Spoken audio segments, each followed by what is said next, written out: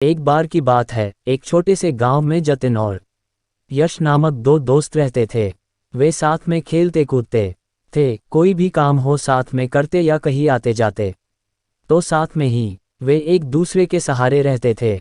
दिन भर साथ में कठिनाइयों का सामना करते थे और खुशियों का अनुभव करते थे। एक दिन जब वे घूमने निकले तब उन्होंने गांव के पास के जंगल में एक पुराना छोड़ा हुआ कुआं देखा। वे उसके पास गए और उसे सूखा हुआ पाया। उन्होंने देखा कि उस कुएं में एक छोटा पौधा जीने की कोशिश कर रहा है। दोनों दोस्तों को पौधे के प्रति दया हुई और उन्होंने तय किया कि वे इसे अपने गांव में ले जाएंगे और इसकी देखभाल करेंगे। उन्होंने पौधे को नीचे से खुदाई की और उसे धीरे धीरे कुआं से निकाल लिया। वापस गांव में उन्होंने पौधे के लिए एक ठीक स्थान ढूंढा और उसे वहां रखा। उन्होंने उसे आशा नाम दिया क्योंकि उन्होंने सोचा कि वो आशा और सफलता का संकेत है। समय के साथ जतिन और यश अलग अलग दिशाओं में चले गए। वे अपने अपने काम में व्यस्त हो गए और उनकी दोस्ती में कमी आ गई। दूसरी तरफ आशा, जिसकी वे दोनों मिलकर देखभाल करते, वो भी अकेली हो गई और कमजोर हो गई।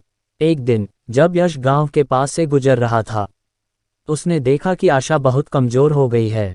उसकी पत्तियां सूख रही थीं और उसका रंग बिरंगा चमक खत्म हो गया था। यश को दुख हुआ और वह जल्दी से जतिन को ढूंढने निकल पड़ा।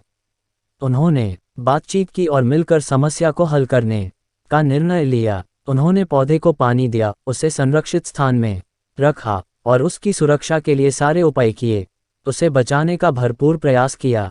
उन्होंने काफी वक्त बाद मिलकर बातचीत की और अपने खुशियों और दुखों को साझा किया।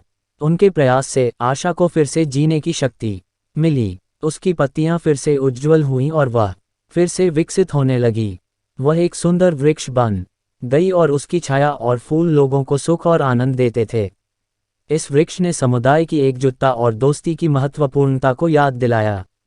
यश और जतिन ने उस दिन एक महत्वपूर्ण सबक सीखा। उन्होंने जान लिया कि सच्ची दोस्ती विश्वास और सहयोग की जड़ों से जुड़ी होती है। उन्होंने वचन दिया कि वे एक दूसरे का साथ कभी नहीं छोड़ेंगे और उनकी दोस्ती को हमेशा महत्व देंगे।